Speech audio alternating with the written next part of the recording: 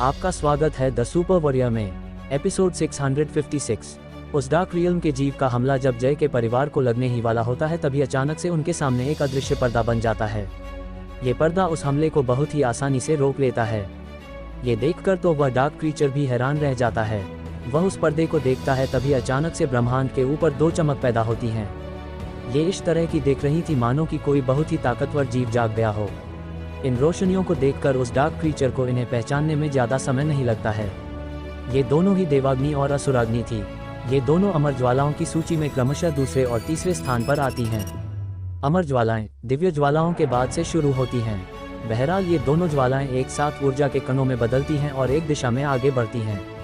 उस दिशा से हम एक मनुष्य की काया को ऊपर उठते हुए देखते हैं जिसमें परिवर्तन हो रहा था। सबसे पहले तो उसका शरीर किसी दैवीय आभा से भरता हुआ जा रहा था।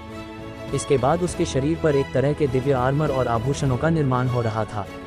उसके सर के पीछे एक कवच का निर्माण हो रहा था और सबसे अहम बात, वह अपने लिए एक हथियार बना रहा था जो कि लोक ऊर्जा और उससे भी ऊपर की ऊर्जा से बन रहा था। ये दृश्य देखकर वह डार्क क्रीचर समझ जाता है कि यह क्या हो रहा है। असली लोक सम्राट का ब्रेक थ्रू कुछ ऐसा ही होता है और जय तो उसे उस सप्तलोक सम्राट से भी खतरनाक आभा दे रहा था। वह तुरंत जय पर हमला करने के लिए आगे बढ़ता है लेकिन जय केवल एक उंगली की ताकत से उसे हवा में ही लटका देता है और दूर फेंक देता है। वह एक झटके के साथ अपनी आंखों को खोलता है और अगले ही पल सारे के सारे लोक की ऊर्जा उसे एक केंद्र मानते हुए भंवर में बदल जाती है और अगले ही पल पूरी दुनिया में एक तरह का परिवर्तन आने लगता है। सभी महसूस करते हैं कि ऊर्जा का घनत्व बढ़ गया है, साथ ही एक तरह की खास ऊर्जा भीतर आ रही है।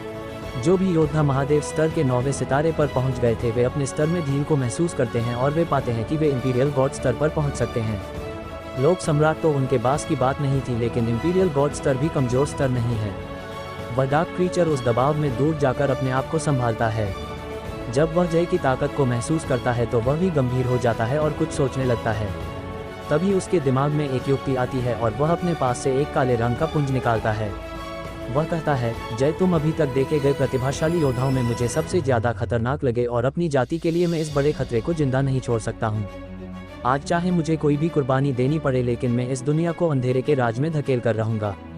उस जीव की बात सुनकर सभी का ध्यान उसकी ओर जाता है और अगले ही पल वह उस पुंज को निकल जाता है। जैसे ही वह ऐसा करता है पूरे लोक की काली शक्ति उसके चारों ओर इकट्ठी होने लगती है और वह एक बहुत ही विशाल खतरनाक जीव में बदल जाता है। उसके शरीर से एक तरह की घिनौनी आभा निकलने लगती है और वह एक विशालकाय चमगादड़ में बदल जाता है। उसके इस मोमेंटम से जय की आभा में जरा सी भी कमी नहीं होती है। उसके सामने एक भाले का निर्माण हो रहा था और उसके चारों ओर ऊर्जा का भंवर अभी भी बना हुआ था। वे दोनों अमर ज्वालाएं उसके शरीर के साथ जुड़ चुकी थी और उसकी आंखें और भी ज्यादा विकसित हो गई थी। वह अब किसी इंसान की सीमा से कहीं आगे निकल चुका था।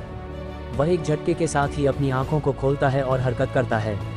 जैसे ही वह ऐसा करता है एक ऊर्जा की तरंग निकलती है जो कि पूरे ब्रह्मांड पर एक परत बना लेती है जो कि उस काली ऊर्जा को धकेले देती है।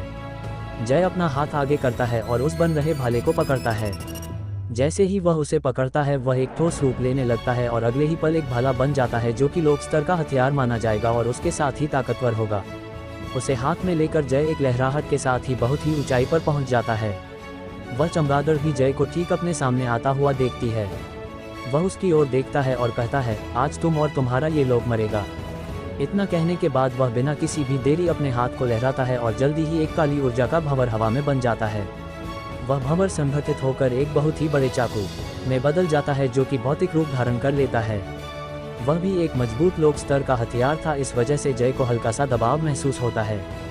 बहरहाल वह बिना किसी भी देर के अपने भले को घुमा देता है और अपने हाथ से एक खास तरह की मुद्रा बनाता है। जैसे ही वह ऐसा करता है उसके चारों ओर से बहुत सी परछाइयां निकलने लगती हैं और उसके चारों ओर ऊर्जा का एक भंवर बन जाता है और आसमान में एक दिव्य दृश्य पैदा हो जाता है जिसमें महादेवों और महाअसुरों को एक साथ देखा जा सकता था। इस दृश्य को देखकर सभी के सभी हैरान रह जाते हैं। पुराणों में देव और असुर भाई ही थे, बस असुर अपनी आसुरी प्रवृत्ति को काबू नहीं कर सके और उन्होंने कुछ ऐसा कर दिया जिससे संतुलन बिगड़ गया, जिसके परिणामस्वरूप उनके लिए एक अलग रियल्म बनानी पड़ी जहाँ पर जाना बहुत ही मुश्किल होता है। इस रियल्म को असुरा रियल्म के नाम से जाना जाता है जो कि एक पृथक दुनिया है। उनका दृश्य अपने सामने देखकर वह डार्क क्रीचर भी हैरान हो जाता है। उस दुनिया में तो उनका डार्क रियल्म भी यूं ही प्रवेश करने की हिम्मत नहीं करता है। बहरहाल वह एक बच्चे से डरने वाला नहीं था, इस वजह से वह बिना किसी भी देरी के जय पर हमला करता है। जय का हमला भी तैयार था और जल्दी ही दोनों का हमला टकरा जाता है। इस हमले के टकराव से अचानक एक बहुत ही बड़ी गर्जन होती है और आकाश फट जाता है। लेकिन वे दोनों यहीं पर नहीं रुकते हैं, एक के बाद एक टकराव होने लगते हैं। ताकत में तो जय भी खतरनाक था, लेकिन अनुभव में सामने वाला खतरनाक था। इस वजह से उसे दबाव महसूस होने लगता है। वह सामने वाले को हर संभव तरीके से हराने की कोशिश करने लगता है, लेकिन उसके पास अनुभव की कमी थी। उसे इस डार्क क्रीचर के बारे में उतना पता नहीं था। जब वह यह महसूस कर रहा था तभी उसकी देवासुर अस्थि में चमक पैदा होती है और अगले ही पल उसके दिमाग में बहुत सी जानकारी आती है। वह तुरंत सामने वाले जीव को समझ जाता है। यह एक तरह का किंग डार्क जीव है। इस जीव का काम किसी और के शरीर पर काबू करने का रहता है और ये किसी भी डार्क जीव की ताकत का इस्तेमाल कर सकता है। इसकी कमजोरी अग्नि और विध्वंस है। यह महसूस कर जय के चेहरे पर एक मुस्कान आ जाती है और वह उसी तरह से हमला करने लगता है। अचानक से सामने वाले के हमलों को खतरनाक होता हुआ महसूस कर वह जीव भी हैरान रह जाता है। वह तुरंत अपने और जय के बीच की दूरी को बढ़ाता है और तुरंत बहुत ही पीछे हो जाता है। वह थोड़ी देर के लिए भटकता है और फिर तुरंत अपने खंजर को मजबूत से पकड़ते हुए बढ़ता है और अंत में सफल हो जाता है। कुछ मंत्र बुदबुदाने लगता है। अगले ही पल उसके चारों ओर काले रंग की लिपिबद्ध संरचनाएं प्रकट होने लगती हैं।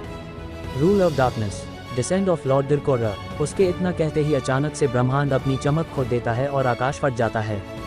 अचानक से उसकी काया विघटित होती है और वह एक बहुत ही विशाल रूप धारण कर लेता है। एक बहुत ही विशाल काला ड्रैगन जिसने पूरे ब्रह्मांड को अंधेरे में धकेल दिया था। वह ड्रैगन जय पर हमला कर देता है। जब जय सामने से आता हुआ हमला देखता है तो वह भी तुरंत अपने हाथों की मुद्राओं को बदलता है और कुछ लिपियों का प्रयोग करता है।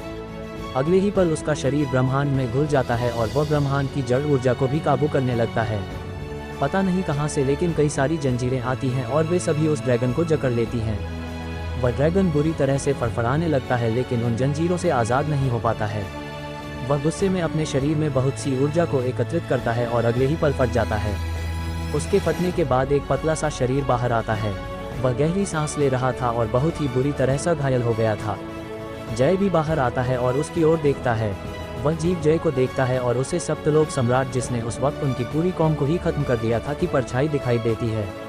उस परछाई को देखकर उसकी आंखों में पागलपन आ जाता है और वह कहता है, मैं तुम्हें जिंदा नहीं छोड़ने वाला हूँ। Bless the darkness. उसके इतना कहते ही अचानक से दुनिया काली हो जाती है और एक बहुत ही भयंकर बवंडर हवा में बनने लगता है। ये बवंडर इतना भयंकर था कि इसकी ताकत की बराबरी जय के ब्रेक थ्रू के बवंडर से की जा सकती थी। इस बवंडर के केंद्र में उस जीव का शरीर सिकुड़ता है और फूलता है, अंत में फट जाता है और एक बहुत ही भयंकर हथियार में बदल जाता है। वह सारा बवंडर उस ऊर्जा में घुलने मिलने लगता है और अगले ही पल मानो की सामने एक पूरी दुनिया ने उस पर हमला कर दिया हो। एक बहुत ही बड़ा ऊर्जा का शैवाल उसकी ओर बढ़ता है। इस हमले से जय मौत का खतरा तक महसूस कर पा रहा था। वह अपने पीछे देखता है और पूरे ब्रह्मांड पर नजर घुमाता है। वह जानता था कि उसकी कोई भी तकनीक इस हमले का काट नहीं कर सकती है। उसके पास दो ही रास्ते थे, लेकिन दोनों का ही परिणाम उसे नहीं पता था। बहरहाल अंत में वह एक और बार उस तकनीक को इस्तेमाल करने की तय करता है। वह अपने हाथों को मिलाता है, मुद्राओं को बनाता है और अगले ही पल उसके हाथ में मौजूद 5 अंगूठी उसके चारों ओर चक्कर लगाने लगती हैं। वे सभी मिलकर उसे एक बहुत ही भयंकर ऊर्जा प्रदान करते हैं। अगले ही पल सूर्य मिटने और बनने लगते हैं, ग्रह जीवित और मृत होते हैं और ब्रह्मांड का चक्र कंपन करने लगता है। पूरे ब्रह्मांड में कंपन पैदा हो जाता है और ब्रह्मांड की सीमा पर मौजूद परत कमजोर पड़ने लगती है। जय की आंखों में एक चमक आती है और अगले ही पल उसकी चेतना इस दुनिया की धारा से जुड़ जाती है। वह अपना हाथ आगे करता है और त्रिमूर्ति अनंतया पूर्ण विनाशम। जैसे ही यह होता है, एक अदृश्य रोशनी जय को घेर लेती है और चारों ओर से अनंत सागर की चमक उसके हाथ पर केंद्रित होती है और एक साथ आगे बढ़ती है। जैसे ही यह होता है, एक सुनहरी ऊर्जा का शैवाल बन जाता है और वह तेजी से आगे बढ़ता है। पूरे ब्रह्मांड की नजरों में अंधेरा और उजाला आपस में टकराने वाला था। धड़ाम, बूम।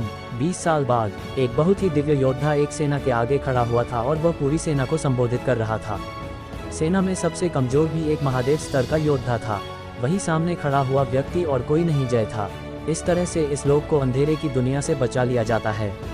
उस समय जय की हालत उस हमले के बाद बहुत ही खराब हो गई थी और वह अगले 15 साल तक बेहोश रहा।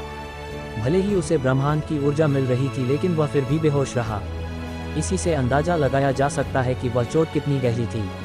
उस हमले के टकराव से वह अंदर तक हिल गया था और उसके दिव्य रक्त की आखिरी बूंद सूखने तक उसने उस हमले का सामना किया था, जिस वजह से वह बहुत ही गंभीर रूप से चोटिल था। लेकिन अंत में वह उस परिस्थिति को पार कर लेता है और आज ये दुनिया शांत है, वो भी बिना किसी भी दिव्य डार्क क्रीचर के।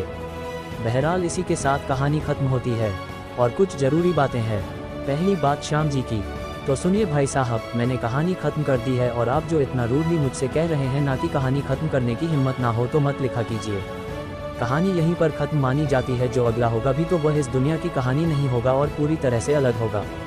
साथ ही मैं चाहता तो आपको इन चैप्टर्स को भी नहीं देता और अगले पार्ट के नाम पर इंतजार करवाता, लेकिन मुझे पता था कि डिले होगा, इस वजह से मैं इसे पहले ही डाल रहा हूँ। आपने कभी कहानी बनाई है? अब इस दुनिया में कहानी खत्म होने के बाद जय के सामने एक बहुत ही बड़ी दुनिया भी हो सकती है। उसकी वर्ल्ड बिल्डिंग, फिर कैरेक्टर बिल्डिंग और भी बहुत कुछ लगता है।